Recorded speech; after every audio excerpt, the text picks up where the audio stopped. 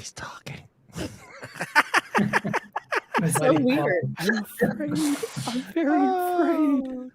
Bam! There we are. Welcome everyone to the Wednesday Night Live show. Those of you out there that are like, hey, where's the music? In Africa, let's see where else. Costa Rica and a couple other countries that my audio is not allowed. So they boomed it out. So until I find something that the whole world likes and doesn't say it belongs to somebody else, the intro will be dead silence. That's the way it's just going to be for a while, unless I could get one. Who's a musician? I was going to say my son can write like a trumpet, like he can perform something on his trumpet just for us. Oh, there you go. Well, he writes his own music all the time. Yeah, perfect. I'm sure. And then like 5 years down the road, your son's like, hey, where's my money, man? I want some copyright infringements. I used to be part of what we called the best British band from Birmingham, Alabama. And we were called Linear High. And I have several rough takes that you could use. And trust me, I don't know anyone could ever lay claim to them. It might offend a lot of people. Countries might, they might revolt, but they can't really say that it's theirs. Yeah, I got hit with like just oddball places. Where else? It was South America, Arab nation. That whatever that beat was in the beginning of our intro, that was banned in those countries, and the audio was, and I can't dispute it. Otherwise, it would just cut the whole video. So I just say, cut it out. So I said, you know what? No audio. But hey, forget all that. We are back. It's Wednesday, and we're all back here. We apologize for the harm we have caused. Yes. Phillip was on time tonight. Charles is here with us. Jeffrey is joining us as well. And of course, the amazing and wonderful Allie is with us there in the middle. No Tim. Paul was supposed to be here tonight, but maybe he'll make it. Not sure. But tonight's about Charles. We're going to talk about Charles. I throw some questions at him. He said he's going to answer anything, so I'm going to throw oddball questions. They may not even be vape related, Charles, but I'm going to throw some questions at you tonight. I have so many questions. I had a hard time narrowing it down. We all have a lot of questions for you. But before that, let's find out how Allie's week is going. So busy. So my son's final concert was last night for his regular band, and his award ceremony is tomorrow night, and then ESIG Summit's next week. And as soon as I get back, it's marching band time. So nonstop. It's been nonstop. Super busy at work, trying to get ahead for just being out for a week next week. So it's been crazy, but I like crazy, so it's pretty good. Dude, I cannot imagine being dressed in all that stuff and being out there in the heat in the summer, marching and carrying an instrument as well. No way. Pass. Hard pass. Yeah. It's hard work. Spring. But Allie, what does he play? Trumpet. Cool. Yeah. He's great too. He's really, really good. He just got accepted to the Hilton Head Jazz Academy for the summer, which is not free. Wow. She had to add that, which is not free.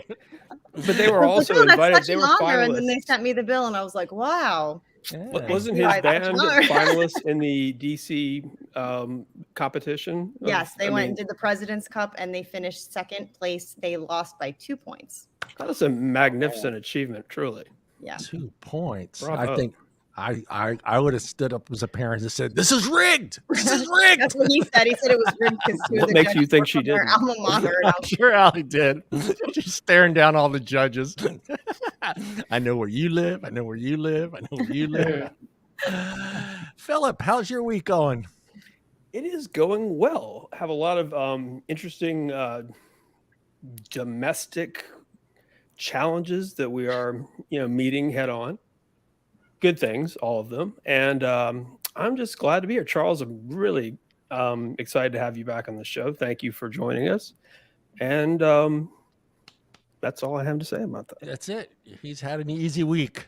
And Charles, how's your week going?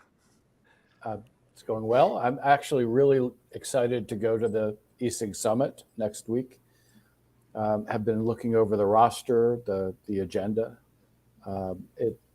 Some of it's more of the same, but it'll be some new information. Yeah. Are you getting an opportunity to speak at this or no? Are you going as a guest? So Alex Clark is going to be, as far as I can see, the speaker for consumers. Yeah, Clive Bates will be there too, speaking, which will be awesome. Yeah, yeah. No, I mean there are great speakers, and including Clive. Who, Clive's an expert. He's a advocate, but he's in the. Actually, I don't know. Has Clive done research? I'm not sure. Yeah, right. But he's done his share of peer reviews, that's for sure. Yeah, and he's so. But then there's us crazy vapors, and so Alex is going to represent us. Yeah, that'll be good. Alex. Brian King is the keynote speaker. So Alex is fantastic in that context. He always is. Absolutely, and my fellow New Yorker, Alex. Hey, I'm a New Yorker too. No, you've been gone too long. I will always be a New Yorker. You don't live in New York. Yeah, Not New anymore. York. Not anymore. Yeah. No, you don't. Yeah. So- I had that conversation with my aunt the other night, and she says, "Do you tell people you're still from Philadelphia?" I said, "No." I said, "I've been, I've only lived in Philadelphia 12 years of my life, but the rest of it's been here in California. I don't tell anybody I'm from Philly anymore." See, I grew up my whole life in New York. I've only been here for 11 years, yeah, so it still counts. I think once I've been here longer, then then you can't say it. You'll start getting that Southern drawl in your accent. Wow.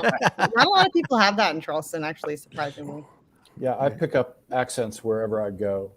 I just have to say, I am so happy to see all of you.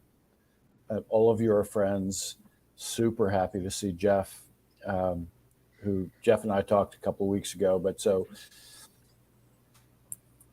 great. Let's go. Yeah. Doing some pretty amazing things. I think, Allie, you can finally say you're from there once you tell someone, "Bless your heart." Once you say "bless your heart" to somebody, don't say that. I refuse to call a shopping cart a buggy. Like, she's doing very well. I've been down here for a long time, and apparently I'm still from Texas or Oklahoma, which is. I'll take it, I guess. Allie, do you know what the plural of y'all is? Y'all. You all.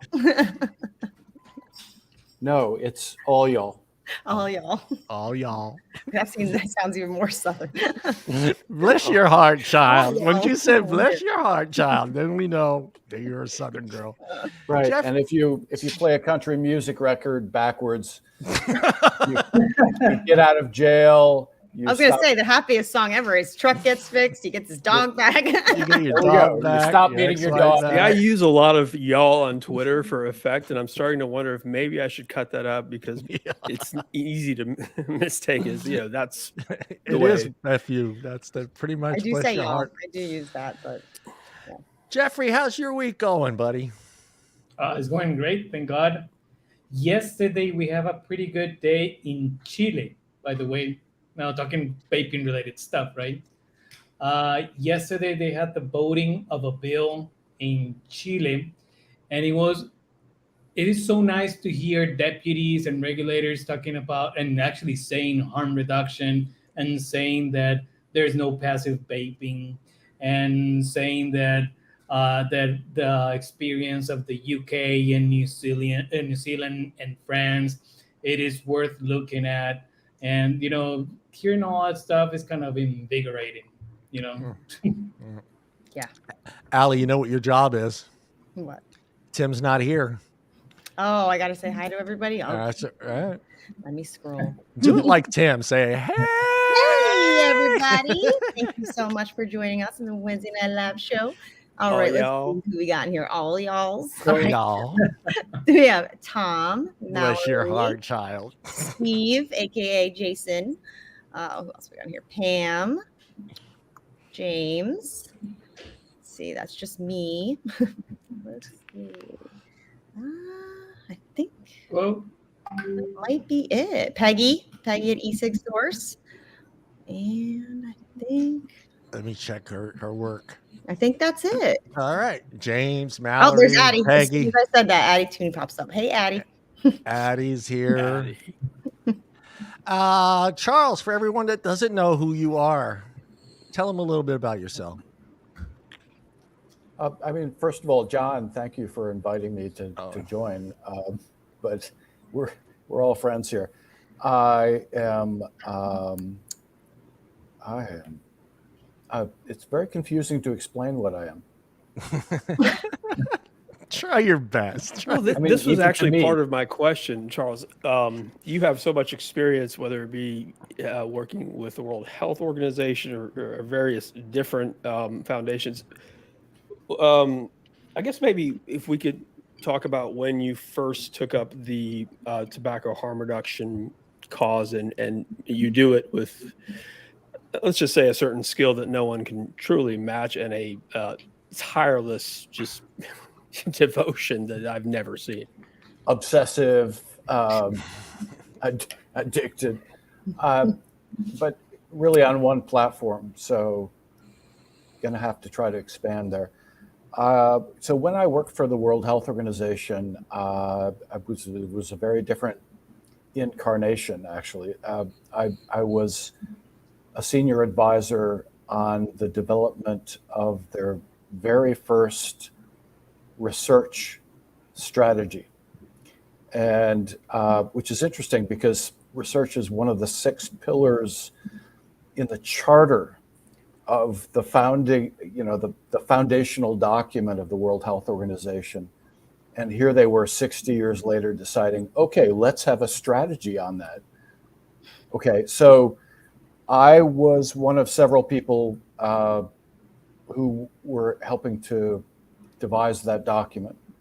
And a strategy document is, let's set out everything we know, and everything in this case, about how research actually can improve health, and then what do we do about it? What are the objectives? What are the goals, and so on. So, that's super different from what I do now, and the very strong focus of that was on strengthening research and innovation capacity in and by people in low and middle income countries, right? They can solve their own problems, and the solutions they come up with are probably a lot better and more contextualized and locally relevant than people who, something that comes out of people who look like me.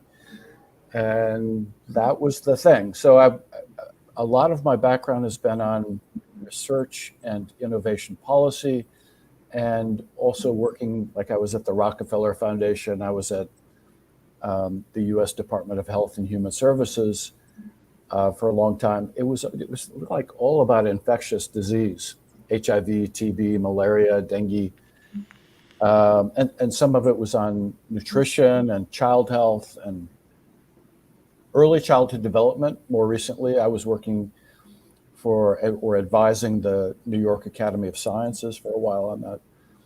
And then I came into tobacco control completely, I knew nothing. And that is now early 2018. So what is that, 5 years ago? Mm. Time keeps passing, apparently. And I had a super steep learning curve, both about the community, about the sensitivities, about the landmines, about the all the issues around people who use safer nicotine, and about the evidence that's in the peer-reviewed literature and U.S. government surveys. And now I am completely obsessed by this, because I've never seen anything in public health in any other. This is a niche area of public health.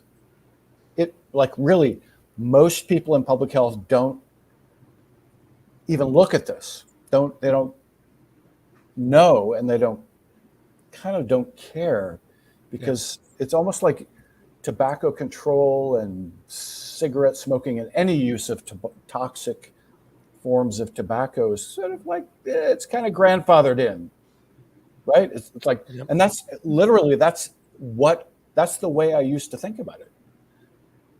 Okay, but we can prevent HIV. We can't stop people from smoking. Forget that. So that was not a priority to me. Is it safe to say that the sense of urgency wasn't there. And I think all of us at some point or another were, if not comfortable, ignorant to that fact. The sense of urgency in the tobacco control community? Meaning for those people who Public continue health. to, right, somewhere into the middle part of the first decade of this century, I believe it's fairly evident to me that as someone who smoked a great deal, there was a waning interest in whether or not I ever quit, if that makes sense. The kind of dare nonsense all over our school, that didn't do anything for the prevalence of smoking in my high school, but at the same time, the effort was notable. Whereas, somewhere around, the age of 30, 32, around the turn of the century, it was noticeably less prominent, if that makes sense. So Well, wasn't a lot of it was pretty much everyone's attitude was like, well, that's their choice. If they smoke, let them do it. They're killing themselves. That was They always put warnings on it. They know how bad. yeah. That's how everyone always said it to me. It's like, well, you know better. It's You know all what in the you're box. You're killing yourself, but yet you still every morning are making sure that you have a pack of cigarettes in your car, one at work, one at the house. You make sure you always have a lighter. It's you have made that decision to kill yourself, so it's not our problem. But I think once secondhand smoke started coming into play, that's when I think everyone started to kind of open their eyes a little bit, and we're saying, well, wait a minute, you're not just killing yourself now, you're killing everybody in your house, in your car, everywhere else. And that's, I think, we started to see that change in attitude towards smoking. But like some of these articles that I've been seeing today, it seems like Ali's brought it up many times, no one's talking about smoking anymore. If I can say one last thing, and I want Charles to finish, I think it was around the time that you had the Chantix, the Zyban, the Wellbutrin, all those things, were offered and available. And after that, hey, we've given you all the tools, and quit smoking this way or do whatever. This is the best we got. And that's when I continued to smoke that much more than all of my friends, most of which quit, somewhere in their late 20s. Please continue. Part of the exaggeration that it was used by Stanton Glantz in order to bring the attention to smoking back again. The exaggeration of the secondhand smoke was, and quoting him, not literally, but quoting him, that it was the only way to be able to apply several restrictions to smoking outside in public places, right? So that way, stigma, and that came to that.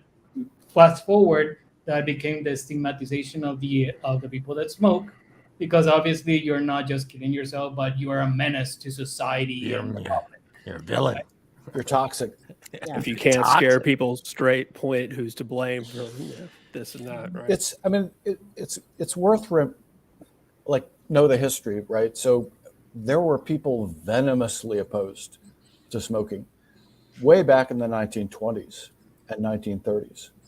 They got drowned out by the people who were venomously opposed to alcohol in the 20s, and then, reefer madness in the 30s. And then we just kind of, it's like we coasted.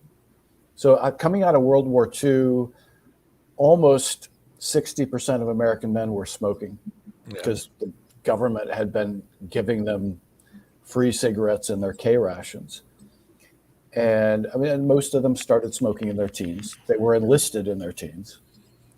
And so we come out of that, and then we see smoking peaks around the 50s, maybe 60s. Tobacco companies, their advertisement was really super effective. Dr. George smokes. You should smoke too. 4 out of 5 doctors. Yeah. And then it begins a real slow decline. But when you get to a country like the United States, where only those hands clapping before, they were almost about to give me an epileptic shock. But I could put Snoop Dogg back up if you want Snoop Dogg. Yeah, I like him. So we get to a point where only 11% of American men and women are smoking now. It's like, wow. And there's a kind of a rule of thumb in tobacco control that if you can get your country's smoking rate down to 5%, it's like nobody's smoking. So we're just gonna declare smoking is over. You know that's not right, because the instant you get it down to 5%, they're going to say, well, now we want it to be 2% or whatever, or 0. But well, Dr. King said there'll never be 0. Remember that. He said it'll never be 0. No, he's right. Of course he's right. Yeah. But you can think about getting people shifted over to safer nicotine alternatives. But the thing is, so when you get down to, in the United States and a few other countries where the smoking rate is really this low, the only people left who are smoking are low-income people, adults living with mental health conditions, people in the LGBTQ community. I should be putting they're not synonymous. These are different communities, or people who are unhomed, or people who are using illicit drugs, or people in our indigenous community, American Indians. And those are the populations that are most stressed and that have the highest smoking rates. Like almost all of the remaining smokers are that. And I hesitated to say also less educated people. So what that means is the people making the decisions, making the policies, they're middle income or upper middle income or more if you're Bloomberg, and they don't know any of those people.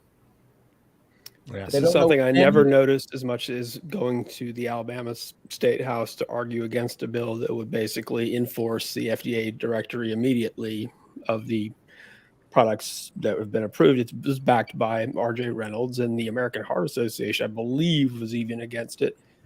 And then we have a 17+% state adult smoking rate here in Alabama, which is well above the national average. Yeah. And it's, if anyone, yes, it's absolutely disgusting. Right up there with West Virginia. Let's just say that the people who are pushing for the bans on the things that are most likely to help these people who aren't involved in the process, the regulations, the politics of all this, they don't actually, they're mostly being fed inaccuracies about the different ways, the different safer options that are out there. And let's just say it was a good learning experience for me to see exactly who's arguing against safer options, safer alternatives to cigarettes, and why. And the why is they don't really know why. Because they get told something else. For example, with the people, some of the regulators I have spoke with, I come them with, have you heard this? Have you, do you know this? Do you know the experience in Sweden, of UK, New Zealand, France, blah, blah, blah, blah, blah. And no, they told me something else. That's what they say. Yeah. And I don't think you're wrong to say it is a bit of a classist war here. Yeah, no, I think it very seriously is. But I mean, the flip side of that is it raises massive social justice and human rights issues, which we often say that, but we haven't really tapped into that. And we need to get those voices in front of cameras and talk. Well, we know that a couple of days ago on the 52nd Council for Human Rights of the United Nations, on their resolution, now it appears the concept of harm reduction before directly talking about drugs whatsoever, that is now appearing on the United Nations something, right? It's something important. And obviously it took a long way to be there, right? Before it was only on the guidelines that appear on their website whatsoever. Now it's part of their resolutions. So I think that, slowly, but definitely we're getting acceptance in some other fields, and with time, it's going to be accepted in tobacco harm reduction, of course. Right, but I mean it's primarily about illicit drug harm reduction. I mean, there's a wonderful publication report from UNAIDS from 2017 that is all about harm reduction, and it's in the title, Zero Discrimination for People Who Use Drugs. Well, it turns out nicotine's a drug. Yeah. But it's not considered in the same category. It's a legal drug, so we have to stigmatize it. But while we're in the process of destigmatizing illicit drugs, obviously there's nothing logical about any of this. Yeah. No. It's mind blowing. It made Yeah, such go ahead, strides, Thank you. in harm reduction and not in tobacco harm reduction. And you see all of these amazing things happening in other aspects, and you're like, what about us? Like, what? Yeah. Y'all forgot about us? And if you look, that's interesting because, for example, if you look back what UK did in the 1980s with the needle exchange program, that they hand out needles, it's exactly what they're doing now with vaping devices. They're handing it out for free. It's exactly, is the story repeating itself? You know, a lot of I think that. yeah. Well, you got a lot. I mean, you got a lot of countries kind of watching what we're doing, our process. But then you have a few countries that just said we're going to do it our own way. Australia, UK, India. How much do you think it's going to change when we finally come to an agreement between the FDA and this community and nicotine and vaping? How much do you think that's going to change other countries' ideas? I know it's a big question, but I don't think that's going to happen. Yeah. No, I think we're going to muddle through for at least the next 10 years. Oh, wow. That's a kind word for what I think we're going to be doing. Yeah, right. At 64, I'm going to stop caring. I'm just letting you know that. No, I mean, the thing is, John, we need you. That's next year, buddy. I say this all the time. We will win. It's just, it's going to take a lot longer than people realize but the evidence ultimately prevails. Yeah. I think that we can learn a lot from the cannabis advocacy community and a much smaller and quieter psilocybin community, because in both cases, research on those drugs was prohibited for decades, right? War on drugs. And I actually just looked this up. I think psilocybin was only made illegal in 1968 or 69. Cannabis, got reefer madness. So 100% of all the research that was going on during a decades-long period was all focused on finding harms. 0% of NIH research, National Institutes of Health research, was going to explore possible health benefits. And now we're discovering very significant health benefits from cannabinoids. And a massive study was commissioned from the National Academies of Sciences, Engineering, and Medicine. Came out in 2018, was it? Mm-hmm. And now we're discovering magic mushrooms. Yeah. I have a question. MDMA and psilocybin is psilocybin and is MDMA essentially synthetic psilocybin? I have no idea. I'm a neurobiologist, I should know, but I'm kind of like I went to college when it comes to like all these opioid drugs that people use. It's like I can't even get them straight in my head. So MDMA, I'm aware of that exists. Somebody in the comments should tell us. Fill us in. Somewhere between magic mushrooms and ecstasy is the MDMA sphere, put them all together. It's a psychedelic, right? Yes, the psychedelic, and actually is one. Correct me if I'm wrong, but I think that from the psychedelics, the only one that have any potential to be addictive is the ecstasy. The ecstasy. So most of the psychedelics are not addictive at all. Right. including just eating mushrooms. Right. And the evidence is extremely strong now that microdosing with a counselor, with somebody who can guide you through the process in a single day treatment, is incredibly effective for people with PTSD, chronic depression. And it's, believe it or not, it's incredibly effective in helping smokers quit. Yeah. It's like 60% efficacy, single day treatment. Wow. And we're only discovering this now, but we could have discovered this back in the 1960s when young men were coming back from Vietnam. Yeah. Or, during the Gulf War. We could have discovered this because the research is not rocket science. It's really not. It's pretty simple. And you're creating a whole new health system.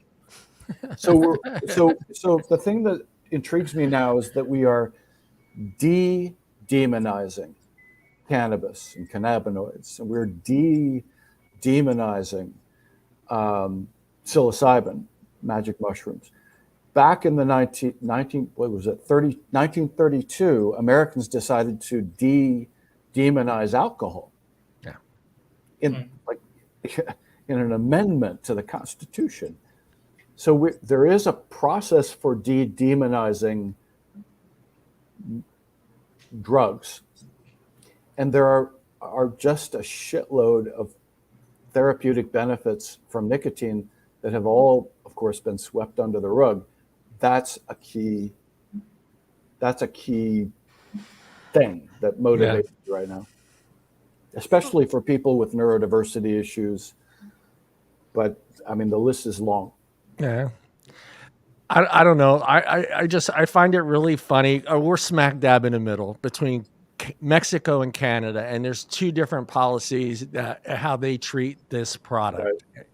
And we're kind of smack dab in the middle. And for me, it's just, I'm almost starting to get the sense that the more corrupt the country is, the more likelihood that vaping is going to be banned or taxed the shit out of, or look at India and Mexico. Or vulnerable to manipulation by a certain foundation. Yeah. All right, fun question. You ready, Charles? Because I got to lighten it up. Pineapple on pizza, yes or no? No. Oh, I love them. There you go, Charles. We have just now become best friends. Anchovies, yes. You posted about the perfect pizza a couple of days ago on Twitter. You and I are completely in alignment. Our tastes are compatible 100%. But what happened to you with the feta? That's disgusting. I mean, who hurt you, Charles? It was, so as a college student in Ann Arbor, there I think it still exists, but they don't make it as the same way anymore. There was a restaurant called Cottage Inn Pizza, and you could get feta and pepperoncini pizza, and it was the best damn thing I'd ever tasted in my life. I mean, among pizzas. So that still sticks in my head. And I tell you, feta is super good on a pizza. It is delicious. I mean, on top large of the mozzarella. Tubs with a brick of feta in it, swimming in like feta water that I used to get it when I was 15 working at the pizza parlor. Feta water. Basically, the entire kitchen would start singing "Don't Fear the Feta" when I came in to make a house salad, and I had to grab out of that thing. So I imagine the real thing is much tastier. It's crumbled on top of but the mozzarella is still there too. Yeah, you got to have all the cheese, but yes. Anybody know? I'm cool with. You just can't tell me it's there. You just have to, lie to me. Question from chat. Anybody? About pizzas? No. What I put up on the screen there. It says, did anyone see the article on Fox News yesterday demonizing cannabis and screaming youth epidemic again? You have to be more specific. Yeah, written by. Yeah, no, that's coming. Just prepare for that over the coming year. I just guarantee you that THC vaping is going to be the next. Well, Fox News has always had a hideous habit of supporting tobacco harm reduction and literally despising, stigmatizing every other form of harm reduction, which is well, it's kept me up nights. Let's say it that way. Hey, So- Michael. Allie, question. You got a question for Charles? I know you do. Charles, let's see. Let's see. I don't know. Okay. What are you most excited to do when you go to DC? See, actually, I used to live in DC. I was there for 7 years. I have a lot of old friends there. I'm staying with one of them and his new wife. I went to their wedding, and their new baby, who's actually 2 years old now. So I've missed a lot of time. A toddler now named Kai. I can't wait to see them. Yeah. And so there's that. And then I can't wait to come see you, Allie. We haven't met in person. In person. I know. I haven't met a lot of people in person. I'm so excited. I'm really looking forward to it. And I'm glad that you're going to come to the AVM event too, the night prior. So I get to hang out with you, open bar, and have some. I want to see you, and I want to see John. Are you going? No, I don't think so, John. You're not going to the summit, are you? We're talking about the summit next week. Right? Yeah, next week. I am not able to go. I would very much like to go. It's simply not feasible right now. We'll talk about more about what's going on later. But anything after this in July, I should be free to head south, even further south. So I want to see Skip. There's so many people who I only know from social media and emails and exchanges and video conferences like this. A lot of them are coming. Is there a link that I should have for that summit? Is there one? You have one? Is it going to be? I can send So Amanda Strong. Yeah, I mean, you can register. Yeah, Allie will send it to me. If you were held at gunpoint and told if you didn't impress them with your dance moves, you would be killed. What dance moves would you bust out? Salsa. The Charleston, huh? No, salsa. No, the salsa. I can also do Zydeco. See, you'll survive. Jeffrey, you have a question for Charles before it. There you go. What would you tell Charles from 15 years ago? That's a good one. Oh, from 15 years ago. Be more attentive to your wife, who's now my ex-wife. Hey, I got one of those.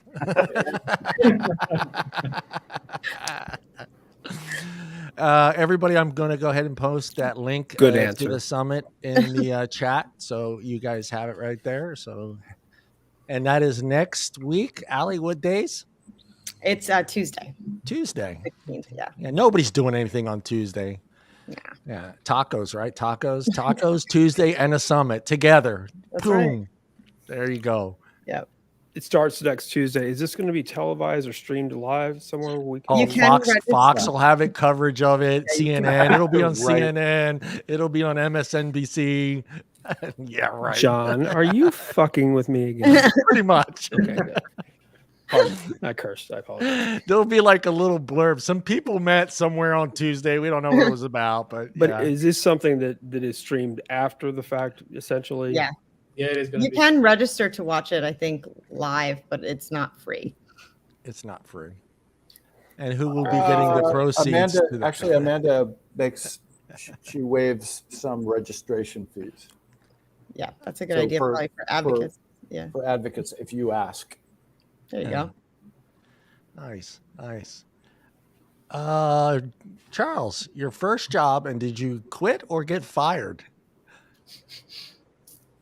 My first job was, you know those bags of party ice that you buy, Yeah. put in a cooler to keep your beer and sodas cold? Yeah. My first job was a summer job filling those bags of ice. Oh, man. Vast machine in a vast cavernous space that was freezing cold. in the middle of the summer, and you'd have to put the bag into this like mechanism, hit a button, ice drops down, exact amount, and then there's this really diabolical clip machine that goes like this, it clips it, and then you take that and put it on a cart, and you fill up 100 bags on a cart and move it into like Raiders of the Lost Ark. You know how they're moving. Just with a cart. It's like another one. The most boring job I've ever had in my life. Yeah. And it freezing cold in the middle of the summertime. I'm wearing a down parka, long underwear. Yeah. What was the question? Did you quit or get fired? I stuck it out. I stuck it out. It was, I was making like haven't gotten to the $7 yes an or no? hour, and that was good money for me at the time. So Shit, I don't regret working at fast food as my first job. Hell, I don't want to be in that ice box. I just lost my light went out. And what was it, an hour? So, but my second job was working in the Washington Park Zoo in Portland, Oregon. Another summer job. That was the best job ever because I had the job of, well, first of all, I got to make corn dogs and hamburgers. And I got to go, the other part of it was going around the zoo and picking up trash. That is the best damn job you could ever imagine. Really? You know, I'm sorry. yeah, you have one of those grabby things, Yeah. and a bag, and just kind of walk around and pick up all the junk that the zoo attendants or the zoo participant. What do you call them? The zoo, not Customers? The zookeepers. You call them zoo docents, Charles. Is it docents? That the customers have been dropping. And I love watching the otters and the elephants and the chimpanzees. One of which had bitten the index finger off of the zoo, the head zookeeper, just a year before I came there. It's good to be curious, but there are limits. Did you have a resentment for litter bugs as you got older? No, actually, I mean, I do pick up trash. And if you let me do this, I bet like some friends of mine were in the video business when I was in grad school, and they told me the story that a lot of American films get filmed in Canada because the cost is a lot less, and the unions are different. But they have a big problem in Canada because they have to rope off whole city blocks and fill them with trash to make them look like an American city. But the problem is Canadians come by and they just start picking up the trash. Yeah. I believe that. I believe You're that. welcome. Yeah. Phillip's like, you're welcome. You can take the kid out of Hamilton, but you can't take the Hamilton out of the kid. True story. Hang on, I have to deal with my lighting situation. Uh-oh. He said, I thought he said lightning. He meant light. Okay. I thought I was going to get hit by a bolt of lightning here in a We see some second. amazing lightning strikes around here in the last few years. Fluorescent bulb, and it has been going for 7 years, and it actually just burned out. What was Charles' first car? Oh, I See, I like what you just did because anytime I ask someone that question, I know whether they had a great first car or a bad first car by that first initial smile on their face, and you smiled. So, but it's also embarrassing. Like I grew up in an upper middle class family. My father was an orthodontist, and my grandfather bought me this car when I was 16. 1967 Ford Mustang. Oh shit! Yeah. There's nothing to be embarrassed. That was a muscle car too. Yeah. Okay, I thought you were 289. going to say like it was a third-hand Aston Martin. Well, Yeah. this is acceptable. Yeah. He had it shipped I mean- in from Britain. It was used, Yeah. but No, that was a great car. You smiled. I knew right It away. improved, it improved my social position in high school. It did. Did everyone get out okay when you wrecked it? That's my question. I didn't do that, but it had an 8-track tape deck. Ooh, the We 8-track. used to listen to Billy Joel. What else? Oh, the Blues Brothers.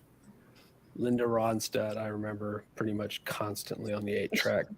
And a lot of Hank Williams Sr. too. I don't even know why. The people who were playing it, they were from Brooklyn, actually.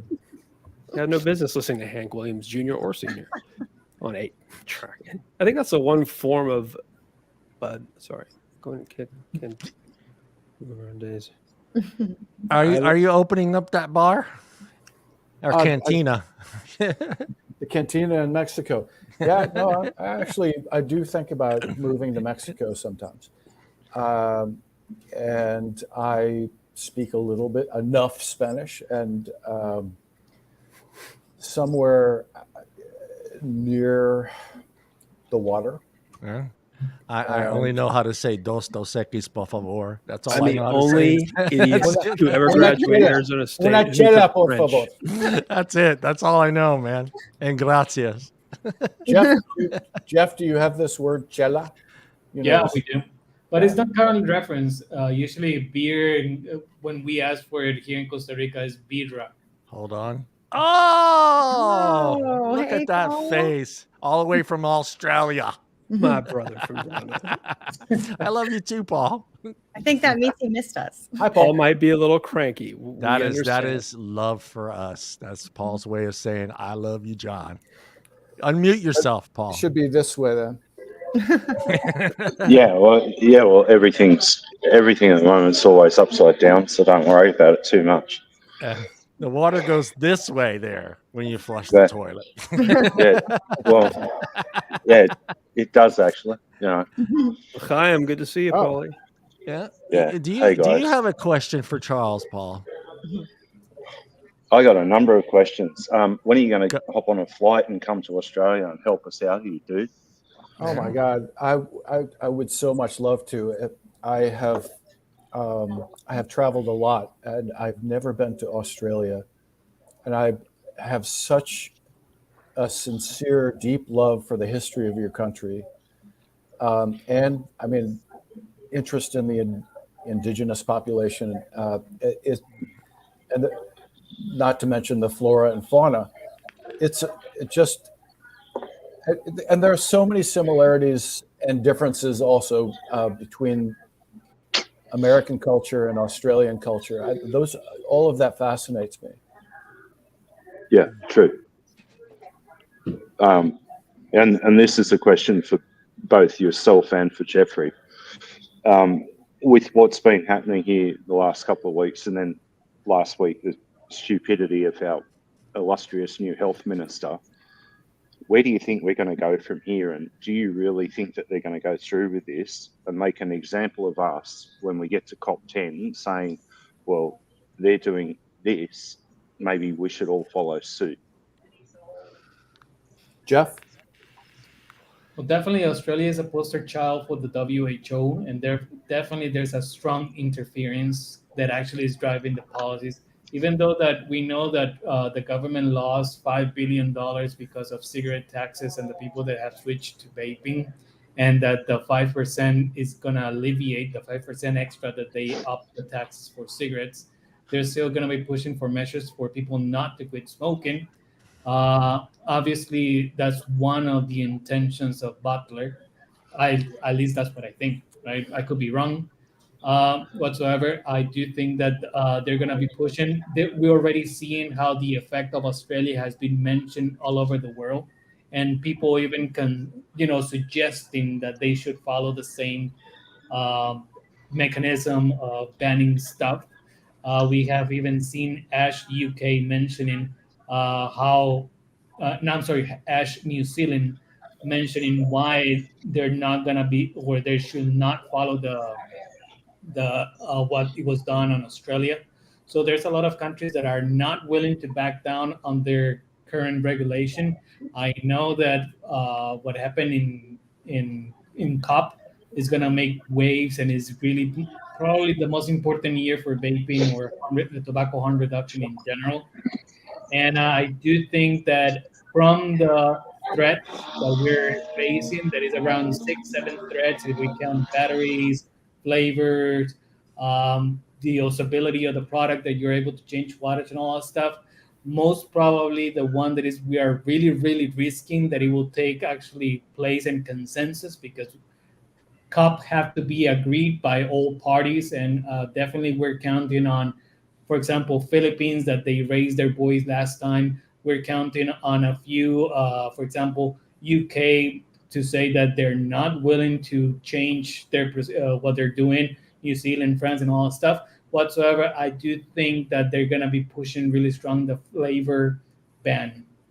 So it definitely depends a lot on us. To be honest, I know that is we think that there's nothing we can do, but definitely there are a lot of stuff and shit that we can do.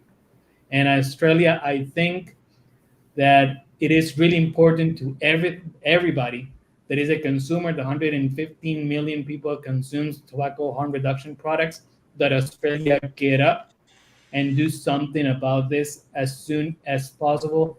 And like I said it before, this is the time that everybody in Australia, doesn't matter if it is business, doesn't matter if it's a consumer, doesn't matter if it's a manufacturer, doesn't matter if it's a doctor, doesn't matter if there are different organizations within Australia. This is the time for them, to group together and do something in group, as a group, because it's the same. They're gonna be looking for the same goal.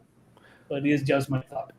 No, I'm waiting patiently to see. First of all, I don't know how to explain my the fact that they are not only banning these products essentially, but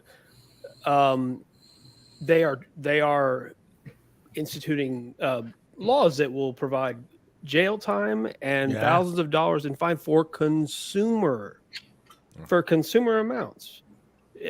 And let's just say that I'm waiting to see how their penal system is going to shoulder the impact of this. A. B, I'm going to see how much money they're willing to throw at this while other issues are being completely ignored.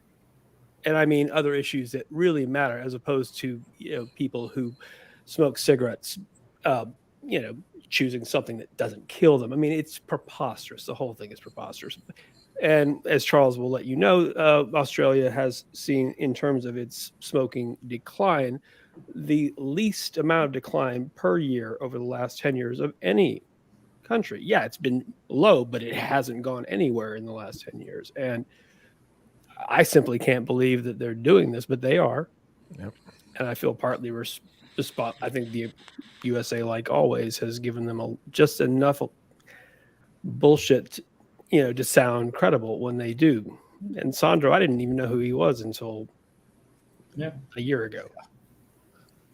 I mean, the dark side of this,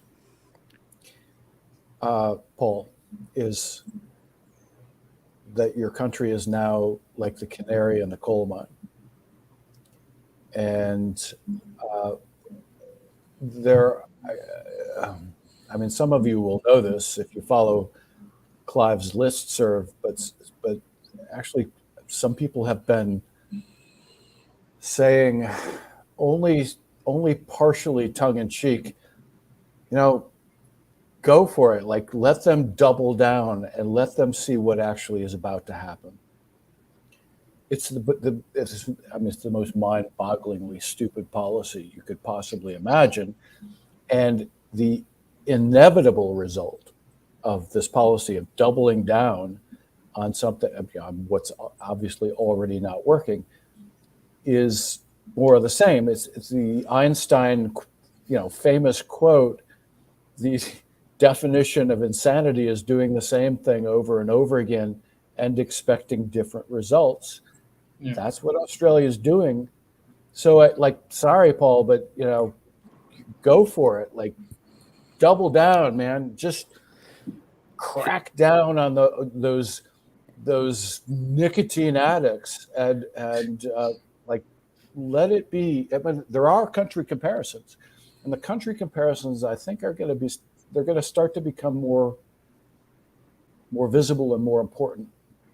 I would hate to see anyone go to jail for having a consumer amount, yeah. a personal amount of nicotine or this. But let's just say that It's crazy. They're going to eventually screw something. How many years did it take between when Greg Hunt's import ban? When did that take place? It was almost It was October 2021, and so less than 2 years. And I want to address something. I want to address an elephant in the room right now. But the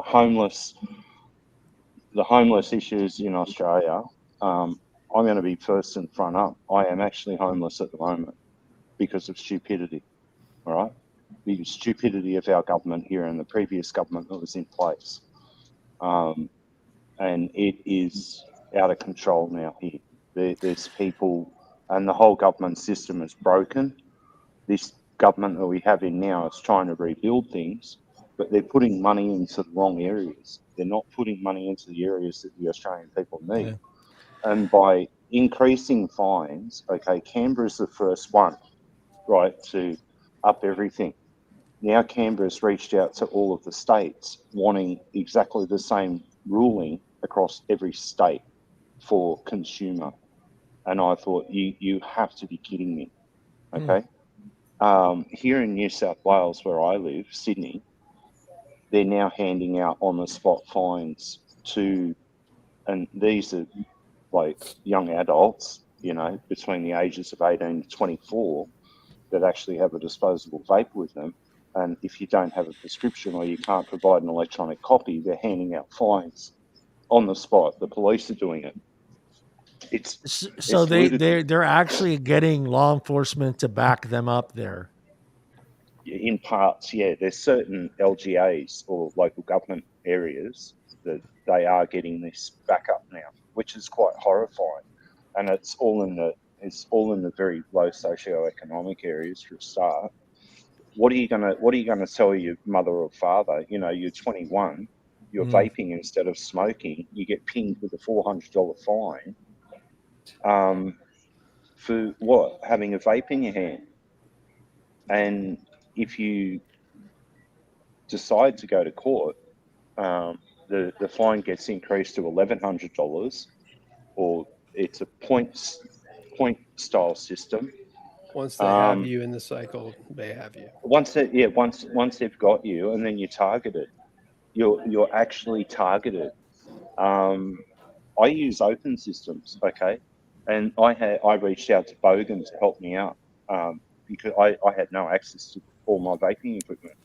I reached out to Bogan, he helped me out with something, and I was walking along the street. I had my headphones on, and I wasn't blowing huge clouds, or I wasn't in an area where I wasn't allowed to vape. I got tapped on the shoulder by an undercover guy saying, can you provide your prescription, please? I said, excuse me? I said, for a start... You're supposed to carry your prescription with you. Yeah, an electronic copy of it, yeah. Can I make a modest proposal? Sure. Maybe Australians who have a prescription should begin wearing a green star. Maybe a little more modest. It's ludicrous because I didn't say yellow star. I said green. Yeah, no, I heard what you said. Yeah, okay. Yeah, and Mallory, yeah. See, this is on the onus of the police or the health department. They then need to test whatever product that they say, and then prove that it is either 0 milligram or it has nicotine in it. Okay, and that then becomes the cost of whoever they're trying to charge. So if you want to fight this, you got to pay for the testing. That's on your onus. It's not on the government side. Yeah. It's so if you had a merit beyond or comprehension. A Marlboro, you would never have to answer any questions, Nope. and the police have no rights to ask you any questions. But No. a large enough cloud, Yeah. that's But if you're smoking, How much of this change will affect the way things are being done in New Zealand? Any or at all? Well, they're pushing very hard in New Zealand. Like you've got Banks and Freeman and a few of the other zealots here in Australia trying to sell their idea to New Zealand. Right. Jeffrey's aware of what's going on over there, and it's quite horrendous. But it's a pretty big push everywhere. Even the UK, I've seen quite a bit of push. Well, I was reading the other night, and I've had very little internet because of my situation. I was reading a document the other night, and yeah, no worries, bud. It's all cool. I was going to invite him to. I got an extra room here in California, but he probably wouldn't want to come here. Look, it's good fishing here, though, Paul. Look, I'm at the point now where, I'm in my 50s. I don't give a flying fuck about much anymore. I'm about to sell everything and move back to the United States and move back to Florida and just go fishing for the rest of my life. Okay, that's how I hear it. No, New Zealand isn't the Texas of Australia. They're our neighbours across the ditch. Okay, no, they're not the Texas of Australia at all. I don't know if I should feel insulted by that or not, but I'm sorry. Independence. No, I'm kidding. No. But Paul, I know how. I don't know how infuriating, frustrating, and upsetting your situation is, and my heart goes out to you. Yeah, for sure. Since 2014, right? Since I got in, both when 2013, 2014, when I started vaping, and the first thing I started doing was advocating for tobacco harm reduction here in Australia. I've been in the trenches ever since then. And since Greg Hunt and his stupidity, and now that we know where the money is coming into, but we need to find the distribution point. We know that part of the distribution point is through Melbourne University. And that was because of a gentleman that they had there, Alan Lopez, that was doing stuff he was Bloomberg funded plant within the university. Now, Bloomberg funded the university with $40 million US, and then the Australian government actually went and gave it dollar for dollar. So all of a sudden, there was $80 million US appeared, and it was being sent out to everyone. Then you also have the Minderoo Foundation, which is another one that needs to be put under the microscope because they get money from the Wood Foundation. There's a number of shelf philanthropy at the bottom of their reports. What are the vape advocacy groups doing? Or what are they? And what can they do? I mean, really, I know you guys. We're being silenced. There's not been one pro vaping story in the media since I was like the poster child back in 2018, 2019, when I did have a really big voice here, and I was being interviewed by all the different networks. If I got in, I've been trying to get in touch, and they said, well, we're not allowed to touch any pro vaping stories. A friend of mine that owns Vape for Life down in South Australia, Craig Jackman, he's got shops. He's just about to lose everything and lose 18 staff. Then you've got Stuart Singleton down in Victoria that owns 5 shops. He's about to lose about the same. You've got Cloud of Visions, which is a massive e-liquid manufacturing facility here in Australia. They poured millions into that. They're about to lose all of that. But you're not wrong. That's actually how I'm starting to feel here. It's the strangest feeling to be living in a country where everything used to be really easy. Now we've got the thumb screws put on. For what reason? This is my point. This is my point that I brought up a long time ago. I just don't understand why the outsider, the non-smoker, the non-vapor, doesn't open their eyes and look around and say, what the fuck is going on? How is vaping more important than abortion? How is vaping more important than any other social issue that any country is dealing with? It just doesn't make any sense to me that somebody doesn't, the general public. Until it affects you, it doesn't matter to you. Yeah. I have a theory. On top of that, without knowledge, you cannot feel empathy or sympathy. So if they're being silenced, if their stories is being silenced, people don't know what is going on.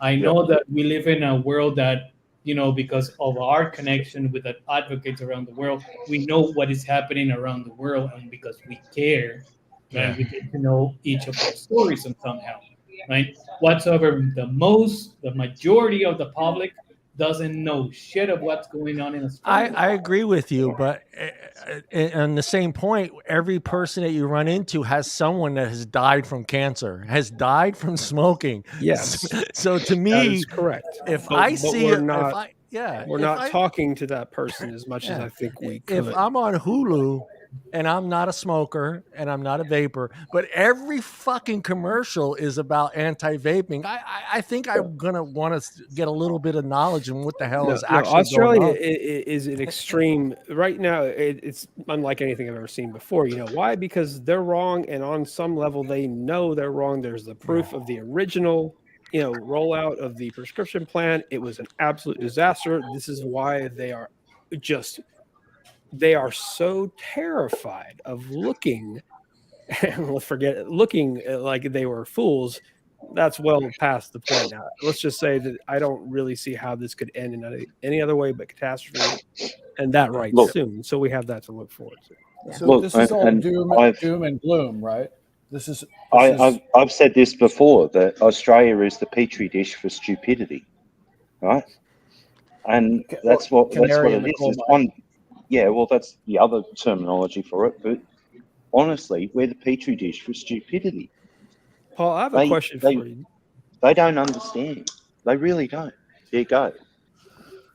In Australia, is there a great big gap in terms of upper income, high income, and low income as far as your middle class is concerned? Like in England, I noticed for many years there wasn't a whole lot of middle class in between the have and haves not. Is that something that is perhaps true of Australia to an extent? That's becoming more apparent now because we're a very resource-rich country. Okay, the mining sector, oil exploration, and minerals, they control what really goes on with inside the government.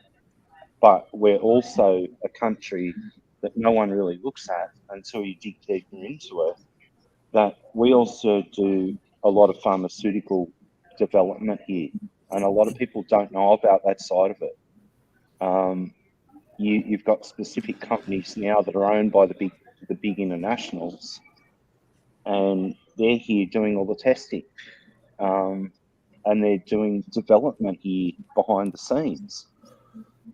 The pharmaceutical industry here has a stranglehold on the TGA. 96% of the funding that the TGA gets is from the pharmaceutical industry and from medical device industry. It's a pay-to-play situation here, and you need hundreds of thousands. When the TGA turned down the application from PMI for heat not burn, we knew that the writing was on the wall then. We thought, this is stupidity. That's harm reduction. All the documentation, yet in the United States, when it went through the FDA, the ICOS went through. And yes, and there is a huge gap now with people that are the vaping advocacy groups getting at least somewhat of a voice on social media or media there in Australia at all? Not at all? Social media, the comments are being hidden. You can ask Charles and Jeff and Phil and Ali. Could about you, this. Paul, buy a billboard and put it up? Not allowed. No way. Huh? Can't advertise. Can't advertise in that respect. No, that falls under the category of advertisement. I mean, a consumer. Say just No, Joe Blow no, who doesn't have. No.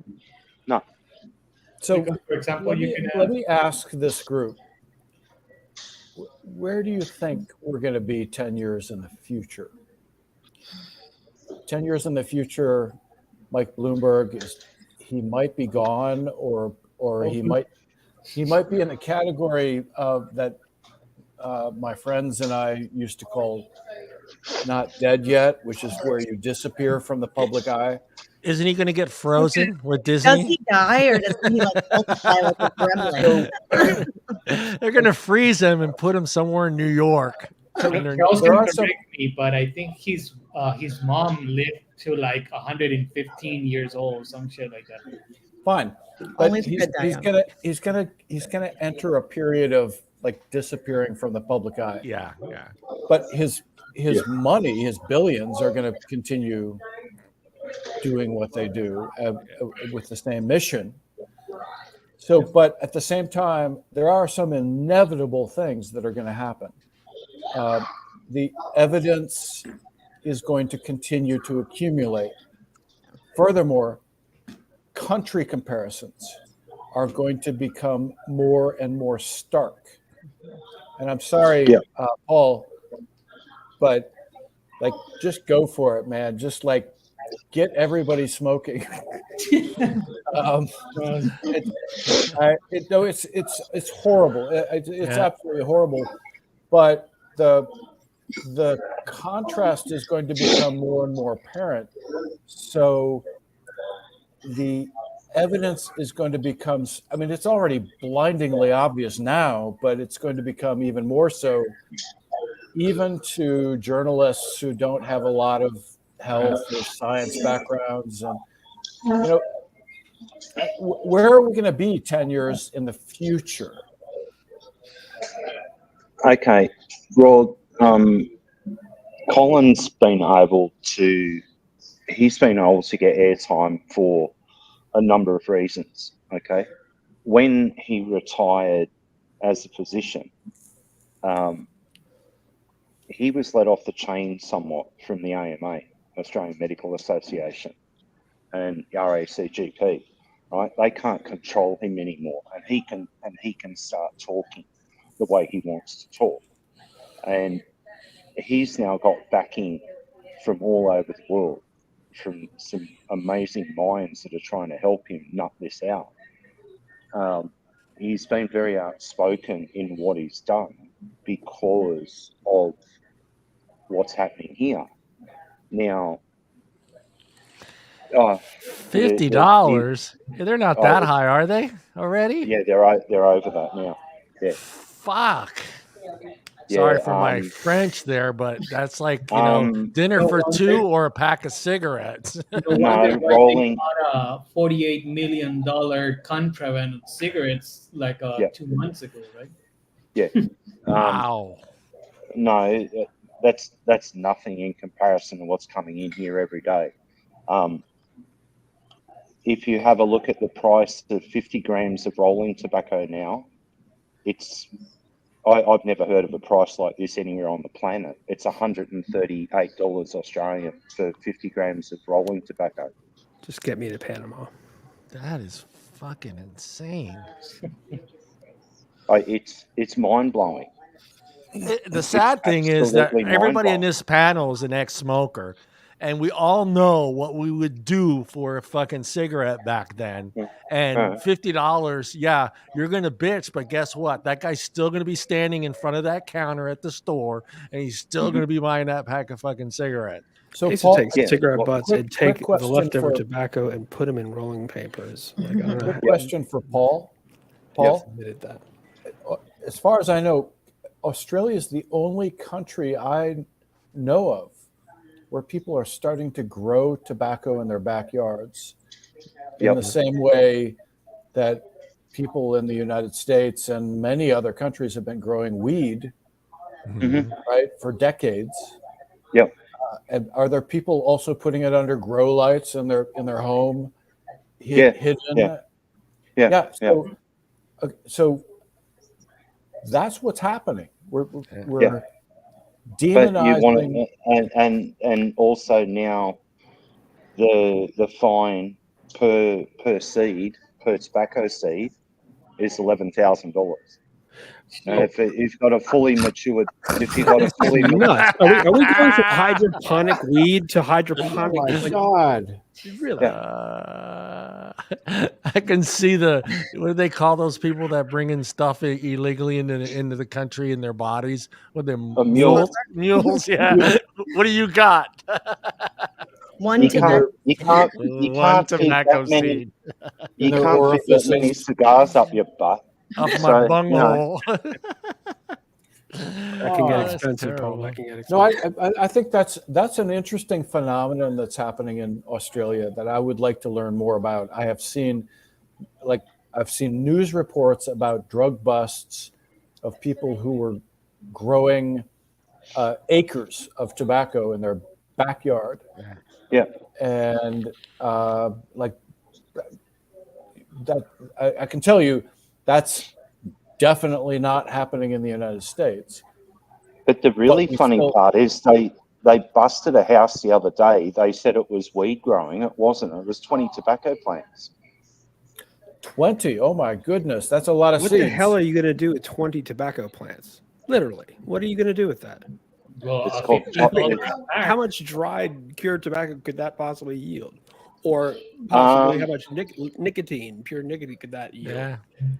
Not a hell of a lot. Not a hell of a lot.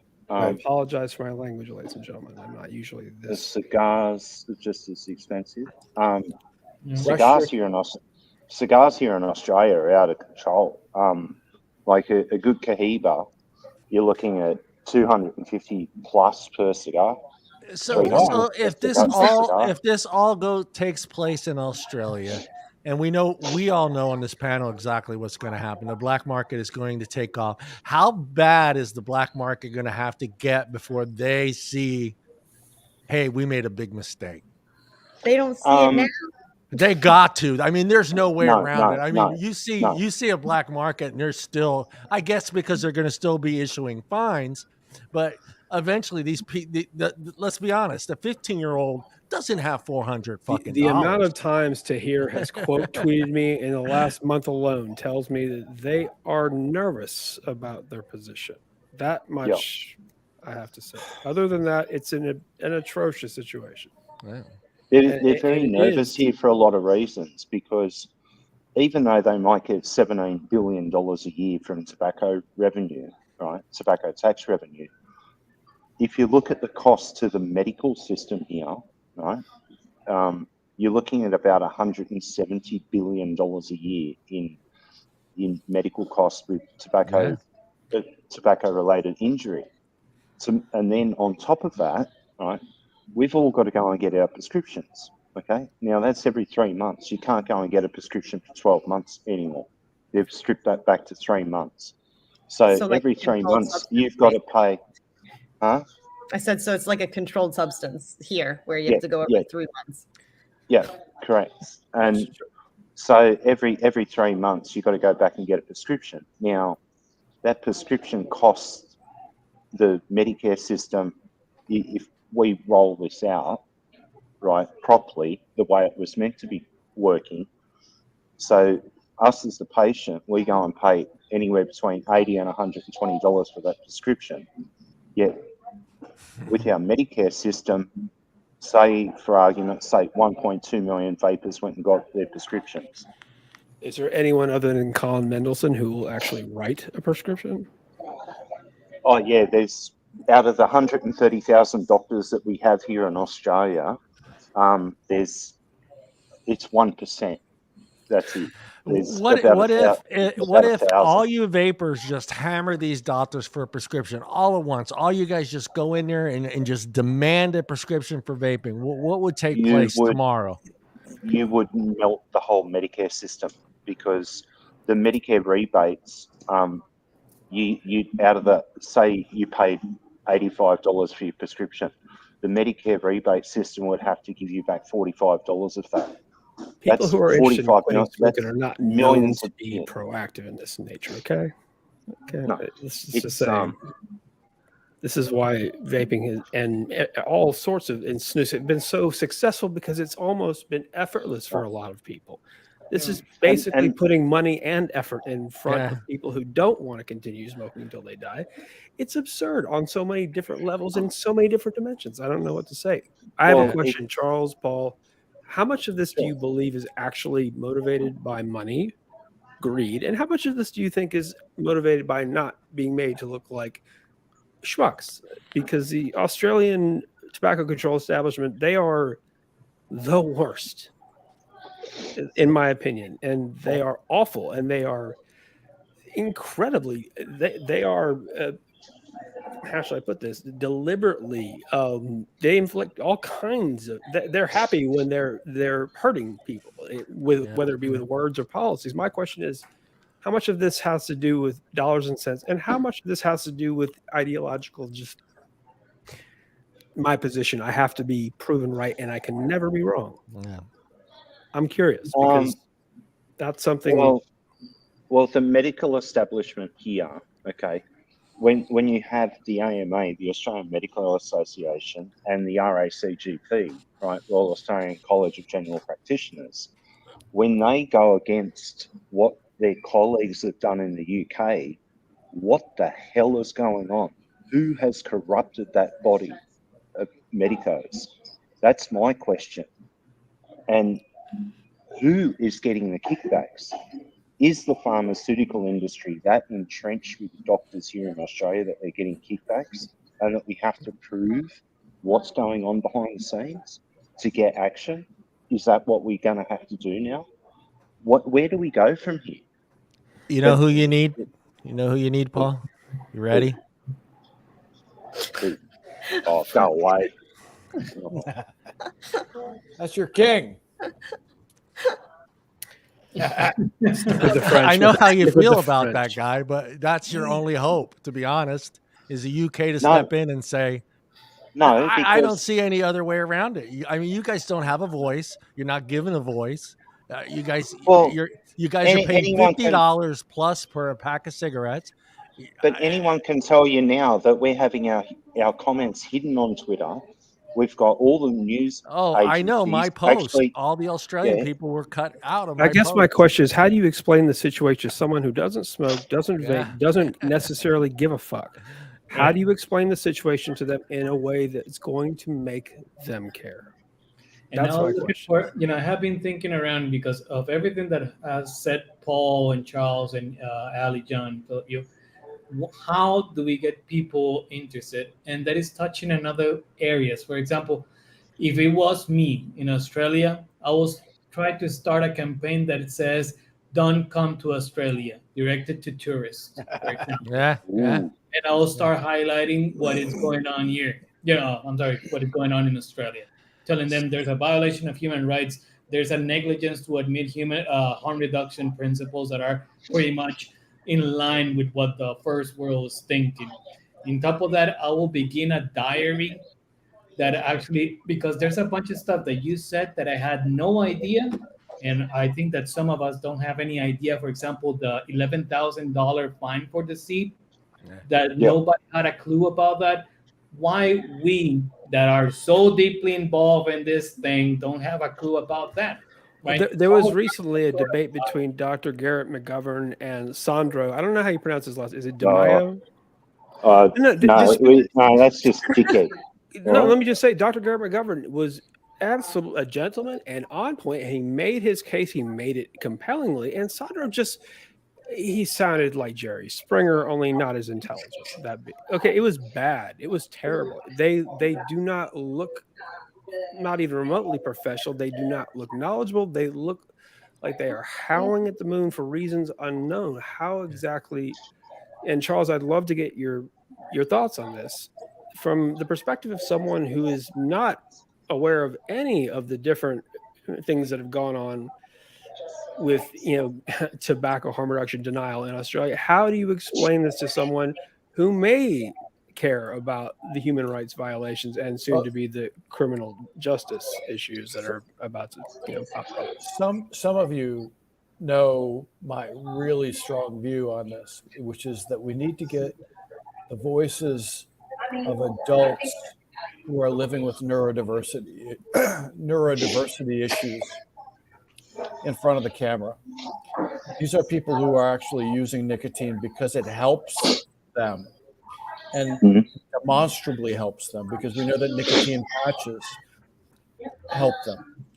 And we know that they smoke at extraordinarily high rates.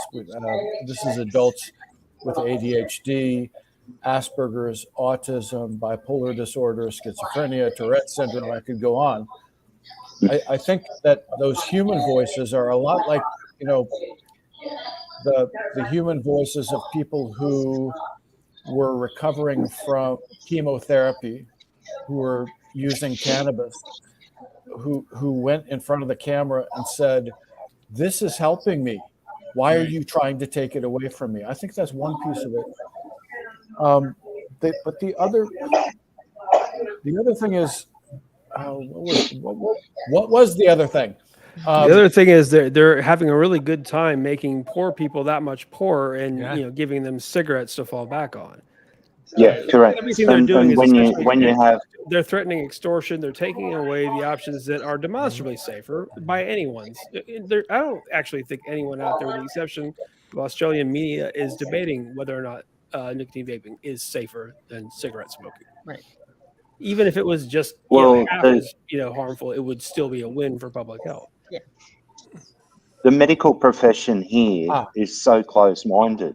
Okay, that's a big issue. And when you have experts from around the world, well, they don't want to listen to that. They're told to toe the party line by the RACGP and the AMA. The AMA is just a front group these days, okay? In comparison to the size of what the AMA used to be once upon a time with 45 or 55,000 members, and now it's got less than 20,000. It's a party line. It's a front group. That's all it is. It's like a cabal. And then when you have ex-health ministers now on the board of directors, don't get rid of him, okay? Write him a letter. Get him over there. No. It's been a while since he's visited Australia. It's been a while since he's visited Australia. Yeah, I'd be more likely to take orders from Camilla, if I'm being honest. So here's the other thing that he's all about the environment. Eating healthy. I can't. I don't care. All right. So I gotta watching BBC TV. I gotta lighten it up a little bit. I gotta lighten it up. Charles, first song you remember learning all the words to was, and can you sing a few bars of it? Oh, jeez. And the happy birthday song doesn't count. I need to let everybody understand that it's an actual song that you heard on the radio. Yeah. The first one you learned all the words to. Wait, it has to be on the radio? Huh? Yeah. It has to be on the radio? Yeah, sing it. Yeah, it has to be on the radio. It has to be something you heard on the radio for the first time, and you chose to learn all the words to it. That and you got to sing it down because the first songs I heard came from my grandfather and my grandmother. Those are different songs. Yeah. That song's like, "You are my sunshine, my sunshine. You make me happy when skies are gray." Or, "I see the moon and the moon sees me." There you go. Hiding behind the old oak tree. I'm falling asleep. Oh, let the light. Yeah, no, they were to go to sleep. They're beautiful, beautiful old songs. From the radio. Since Jeffrey's a guest on the show, my dad was more in the early morning rain. I have a follow-up here. Yeah, go ahead. I have a follow-up here because I have a very strong quirk with the songs on the radio, or now Spotify. On first hearing, second hearing, 10th hearing, even sometimes on the 100th hearing, my brain doesn't hear the words. it hears the whole audio, whatever, like the whole audio. I got a good one, tapestry, and there have been a ton of songs where I finally started listening to the words, and I was like, That's oh my horrible. God. Yeah. I had no idea what that song was about. And you were dancing to it, and then you're like, "What?" You're like this okay, is so Phil intellectually Collins. bereft. Yeah. Phil Collins, I Can Feel It Coming on the Air Tonight. Yeah. I thought that was really sexual. Yeah. It's fucking It was not. not. Yeah. It's about his divorce, Yeah. full of anger. Yeah. Sooner or later, you get into the Smiths, a little Bell and Sebastian, and you'll appreciate All that good. later. All Yeah. good. Yeah, no, those are favorites.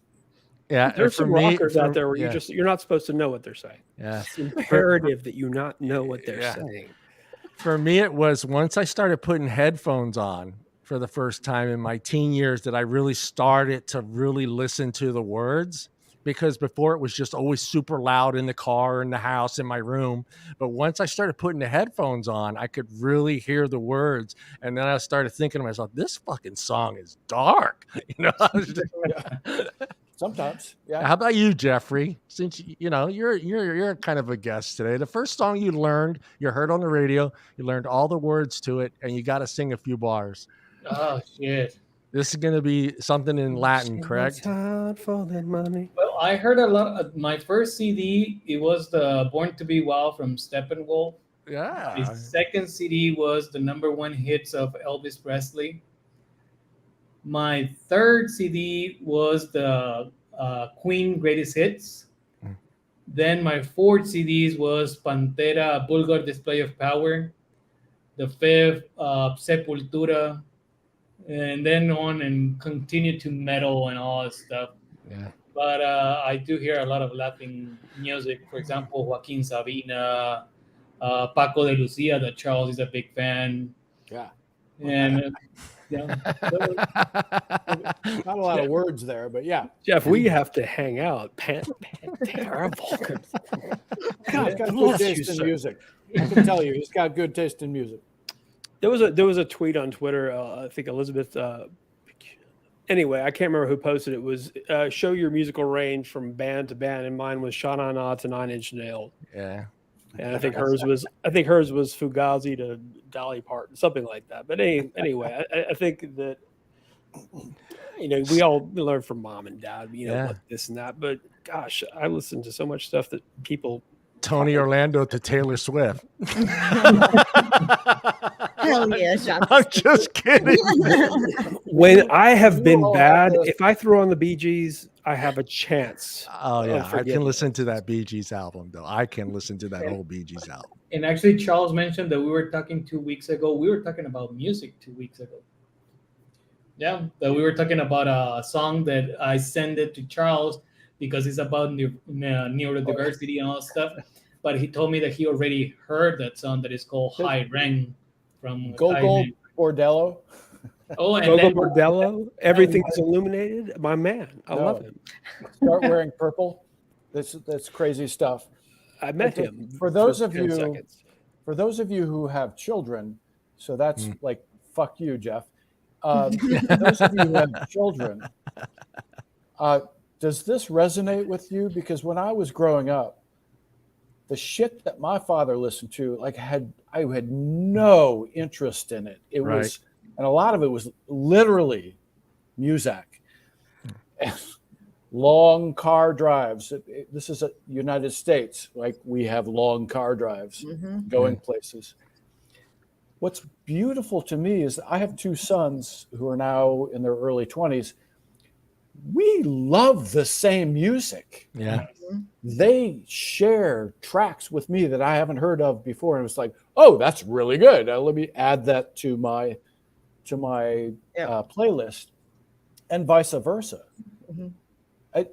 that's completely different from the way things were in the 60s or 70s. Yeah, I I took my love son that. to his first I John got- Mayer concert, and he loved it. And I've seen John Mayer so many times, and I'm like, this is so cool. Like my son knows every single word to every single song, and now I'm there with him. It's a completely different experience. With John Mayer or Dead and Company, just out of curiosity. No, just John Mayer. Yeah. Yeah.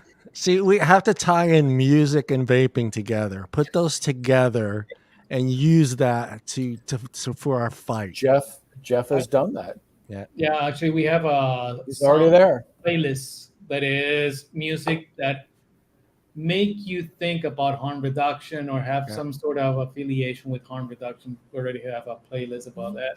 Actually, that Charles contributed a shit ton of songs for that. It's on Spotify, right? At Sears. Wow. Yeah. Paul's a Kiss man. Can I circle back to one thing? Yeah, To complete a circle. thought, because I'm obviously suffering from early onset dementia.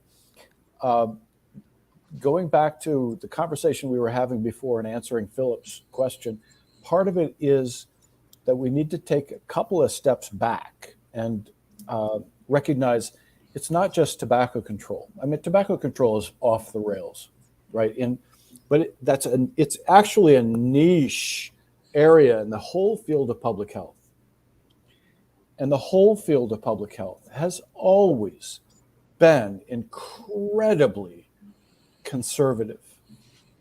And, bear with me on this. So the idea, it's almost predictable what's happening right now in tobacco control. The idea that they will actually eventually have to admit they made mistakes. Again. And canary in the coal mine, the Australians, the fatal shore, Paul. The fatal shore is one of those canaries. They're going to have to, and there's going to be, to mix metaphors, there's going to be egg on the face, and it's going to be extremely, extremely embarrassing when that finally starts to happen, as it will. It inevitably will. And I'm starting to think that some of them see that coming, which is why they're doubling down on crazy.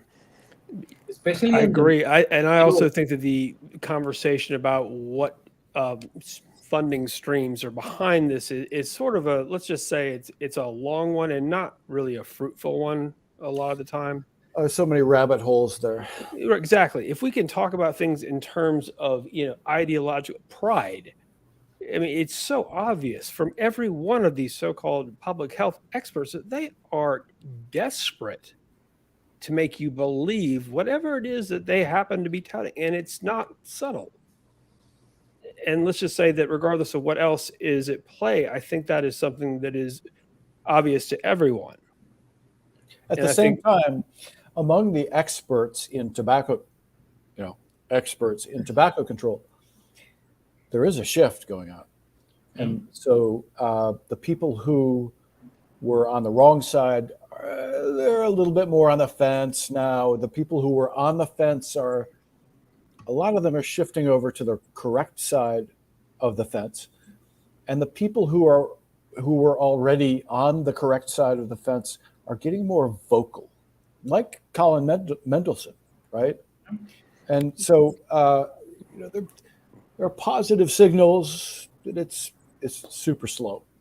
And especially, I was going to say, the people in the middle tier of the tobacco control, not all the way the stars that cannot be wrong and they will lose their job if they say that they fail and all that stuff. But the people in the middle field is the one that is actually raising the biggest concern. I talked to Charles some time ago about a conference that I was hearing that it was done in Spain, from just people in tobacco control, no pro vaping, nothing, right? And they were talking, and you can feel them frustrated.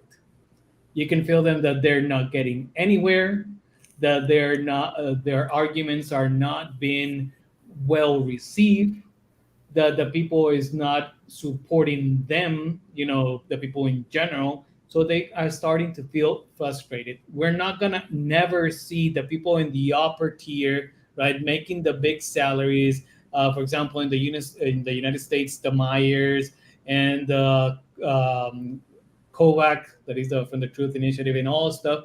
Kovac, right? Robin Koval. Yeah. Koval. I'm sorry. I thought she was leaving though. Like, hopefully. On the upper tier, we're not, I don't think, at least me, that's from my perspective, we're not never going to see them shift whatsoever. The middle tier and the lower tier on salaries, most probably, even though that they're already starting to feel doubts about what they're hearing, I believe that they're going to start to be raising more flags about what's going on through the years, of course. We're talking about, like Charles said, like a 10, 20-year period. Hey, Paul, quick question. Is there anything you guys can do court-wise like we can here?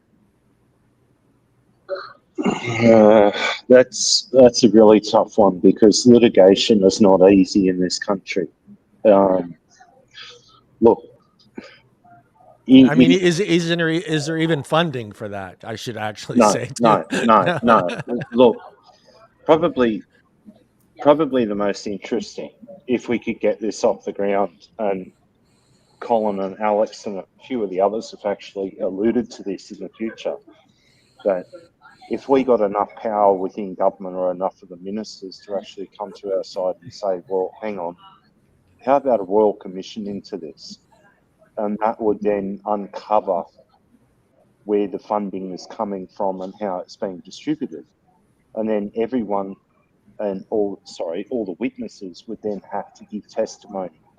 And then the commission itself would go back and then look over all the findings and then make recommendations to the government. That would be a start. But as for litigation, no. Nothing. You'd have to prove. Okay, you would need to employ the top 20 professors from around the world in nicotine development, all of it. You'd have to get all the data sets of absolutely everything and put them in front of a judge. Then, all right, hold on. What? Second part of my question. Has anyone there made an attempt to contact someone in the UK to come in and try to negotiate some sort of agreement between the vapors and whatever? Well, yes, they have, and Australia's actually pushed back against that. In the past, we've had Clive Bates here a couple of times. Because they have numbers. UK has numbers. They have successful numbers. They can. Yeah. I mean, that's what I'm saying. I mean, but again, they're saying that these numbers aren't real. Okay, they're saying that these numbers are anecdotal, and I'm looking at them. Okay, but if they have, my response to that is, if they are fake numbers, why would they spend all the money they just did to get 1 million devices to hand out to people in the UK? A government doesn't just say, hey, our numbers are bullshit, let's go get 1 million devices and just feed them to everybody, because this isn't working. And that's, that's something that I'd love to do here. I'd love to approach some of the big manufacturers. I'd love to approach any can and aspire to do the same thing here. That wouldn't work. I don't think by getting manufacturers to come in there and state all that. I think having someone. No. Yeah, okay. I'd like to go and hand out 1 million devices to Australian smokers. What about amparos? Do you guys have that form of how do you call it, trial, or that legal proposition that you can actually make? Because the progressiveness of law, that you actually had a license to manufacture and distribute something that it was abruptly banned, you can actually raise an amparo trial. Yeah, okay. That's because I was sort of grandfather. There was a handful of us that were in the industry back when, and we're unsure as to what we can do. That's called Are you actually looking for the word no, it's arbitration. arbitration? But, Is what I was going to say. it's disruption of income. It's not allowing you to, but you need to go through arbitration first. But when I've Or spoken mediation, to, depending on how. yeah, mediation. Yeah, mediation's the other word, but arbitration's the other side of it. One's just But nastier than the other. when I've spoken to friends within the legal industry, they're saying it'd cost you $250,000 plus just in legal fees to get it off the ground. And like, if I was to walk outside here with you now, I'd lose signal. But if I was to walk outside in this mall that I'm in here in Parramatta, every second person that's out here on their coffee break are vaping. There's hardly any cigarette smokers now. It's hilarious. Yeah. I don't think our numbers are actually real. I don't think it's 1.2. Yeah. I think it's much higher now, and we're biting into both the health budget and into the tobacco taxes. I think it's actually higher than $5 billion that they've lost. Yeah, that's what I was saying here. That the guys that are running the vape shops here, they're laughing because we have cop customers. We have cops come in every day to get vape. We just gave them more privileges here in Alabama, and I believe small businesses and commerce. I think all these things are important, but if you don't put public health and the disadvantage that these so-called public health leaders are putting the most disadvantaged in our society, if you don't put that first in your argument, no one's going to care, and that's my opinion. You want to talk about funding from various Bloomberg and all this kind of crap. You want to talk about it's killing my business. It's killing this. Talk about the number of people who are saving their own lives, who are being denied these products for reasons that are essentially to do with pride and ideology. And that's it. If they go ahead with this here in Australia, what I would like to see is whether or not we can get funding from somewhere, and we get a delegation of the shop owners that have lost everything to COP10, and then we say, hey, guess what? We're here with invoices. You screwed us over. Start paying. We've got to do something, because loss of earnings for some of my friends. Economic impact has to mean something. I think the most compelling argument for the CDC to change the name of EVALI is the number of life years lost because of that complete and total screw up. That is how I would approach it. It doesn't even have to be on a negative sense.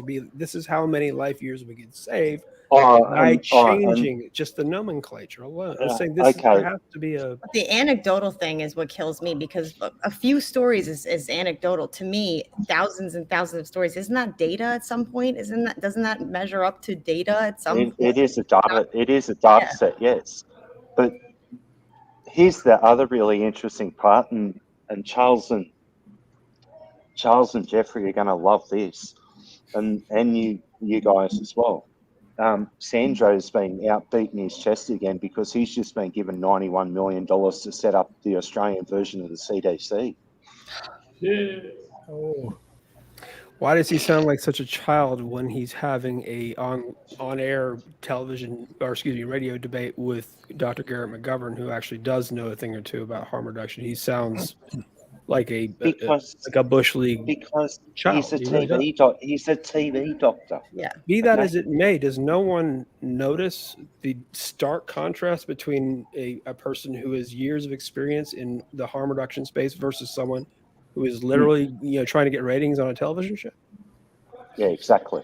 And this is the problem. We've had all the wrong faces in front of the cameras for all these years, and now that these Muppets are actually getting airtime and traction and being interviewed on very powerful news outlets, let's put it that way, right?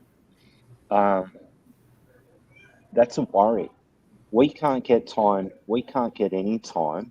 And when we're interviewed, our interviews get cut short and we get seconds. They get minutes, sometimes blocks of 10, 15, 20 minutes at a time. It makes me wonder how the hell this is all going down. So consider not 10 years in the future, but 2 years in the future. Mhm. The United Kingdom is handing out 1 million e-cigarettes to adult smokers. Yeah. It's already controversial in the UK, but I think they're going to go through with it. And it's a big investment. It's basically, instead of taxing e-cigarettes, it's a negative tax. They're subsidizing Correct. access. They're not going to do that without a lot of monitoring and evaluation of the outcomes. So about 2 years from now, we're going to know what the outcome was. We're going to know, hopefully, inshallah, we're going to know how many adult smokers quit because of that program. And do you remember that they had a trial version, a clinical test, and some free e-cigarettes before, and they had like a 60% success rate? That it was amazing. It was fine. So just understand that evidence is going to roll in. It's going to keep rolling in. Yeah, exactly. And how much egg on the face? Imagine the egg on the face of Sandro or whatever. Bugger,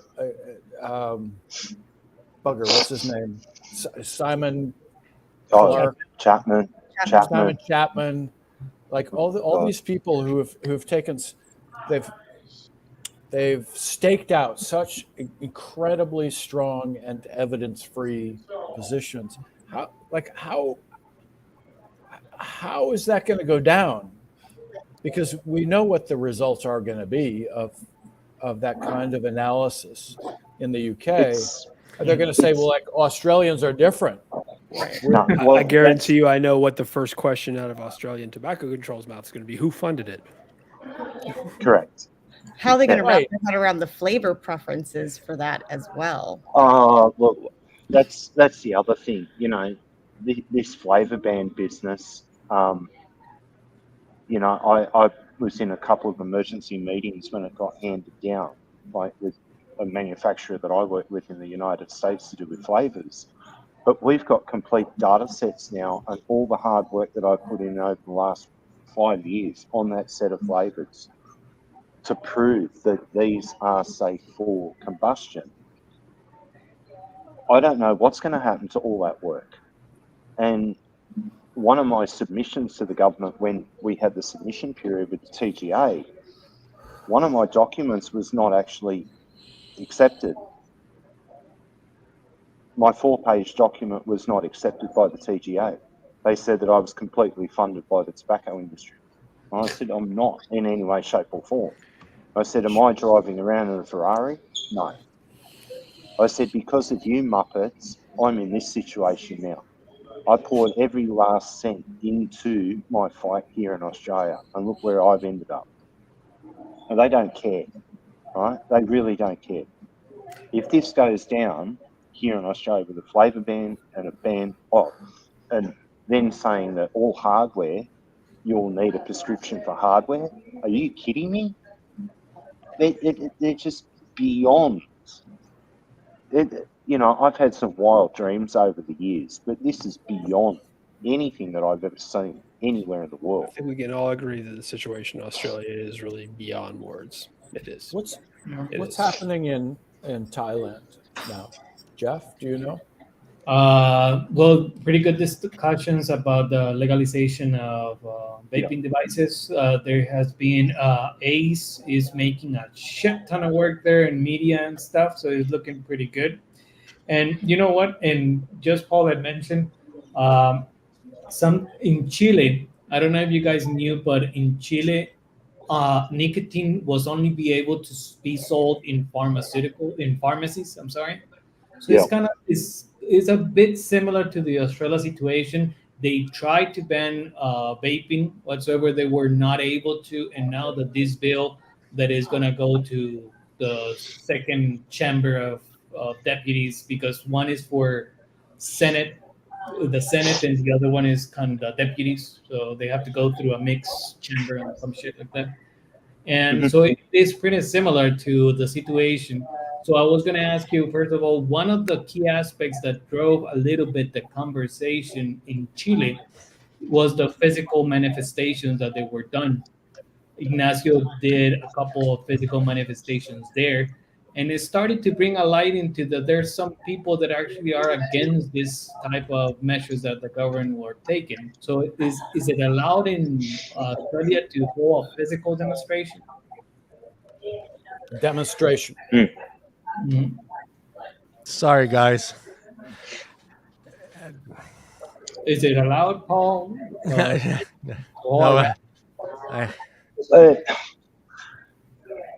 it's interesting because the laws were changed here in regards to demonstrations under COVID. So we're unsure whether or not we can go and march on our capital now. We're still looking at that from different avenues. We don't know what we can and what we can't do anymore, which is hard to even find out information. The laws or like, oh, well, that's it. Okay, he's not my king, and now they're talking about another referendum here in Australia to make Australia a republic. Okay, so no, don't even go there with Charles. All right, I've got no time for flappy ears and the rest of. What do you have against Charles? Not you. You're not Charles III.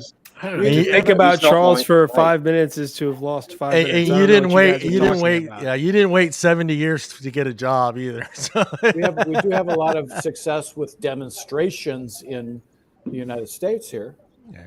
Yeah, but we don't know what the laws are stating. They'd probably haul them all off to prison over there in Australia. That's the problem, because it's the same as in DC. You've got federal police and you've got state police, and the federal police all work for the government here. So we're unsure as what our laws are and how big a demonstration or protest we can have in Canberra, which is the capital of Australia.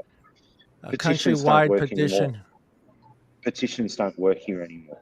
They're not. We put petitions together in the past. We had 10,000 signatures years ago.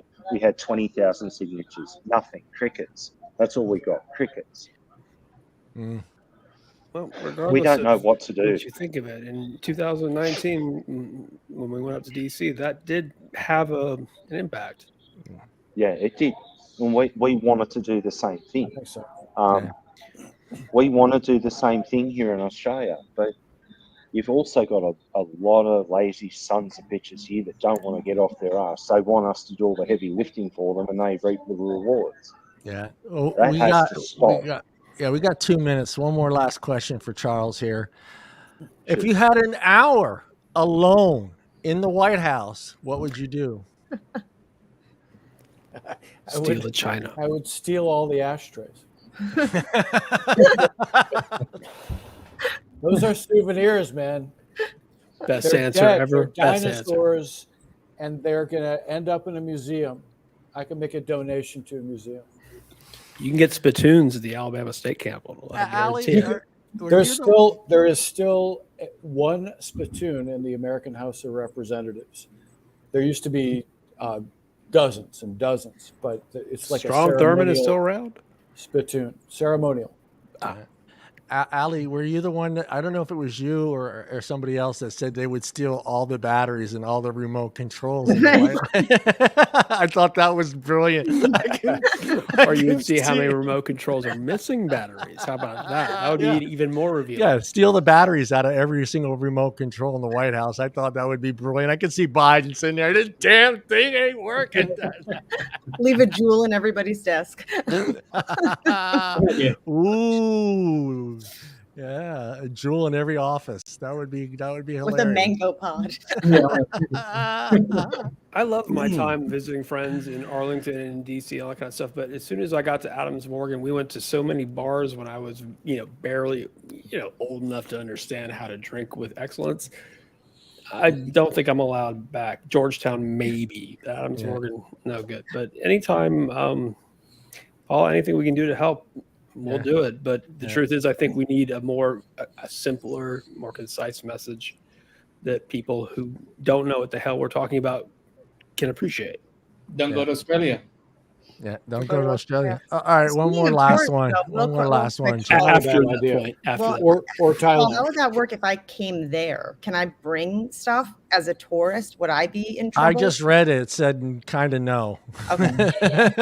Kind of no. Kind of no. No. If you want to come here with your devices and all your liquids and stuff, you need a prescription for your liquids if they contain nicotine. Yeah. That's Even that's if I'm the a funny. tourist and I don't live there.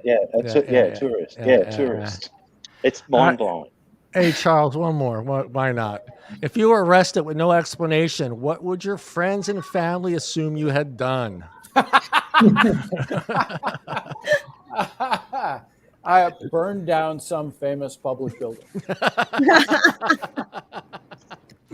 Were you anywhere near? We're those dying to know statues which in one could it Georgia? be. Were you anywhere near that structure in Georgia by any chance? No, I'm just kidding. How about you, Jeffrey? All the rumors to that effect are wrong, of course. Yeah. How about you, Jeffrey? If I were arrested, my folks What would you think your family and friends assume you had done? that I was involved in some sort of rally for harm reduction and stuff. That's too safe. Yeah. I don't think I've ever asked Philip that question. I'm kind of curious, Philip. What would your family and friends assume you'd done?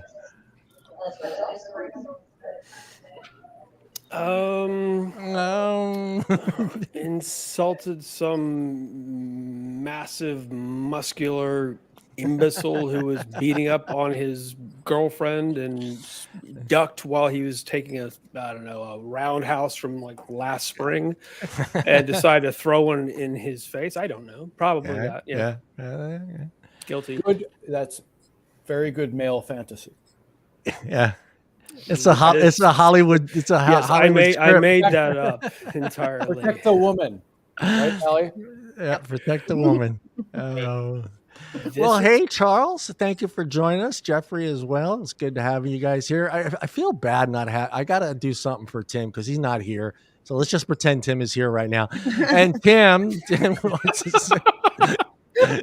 Tim had some questions for you, Charles, but he couldn't make it. So there you go. How did you do that? It's almost perfect. It's like it's a twin. It's like a twin.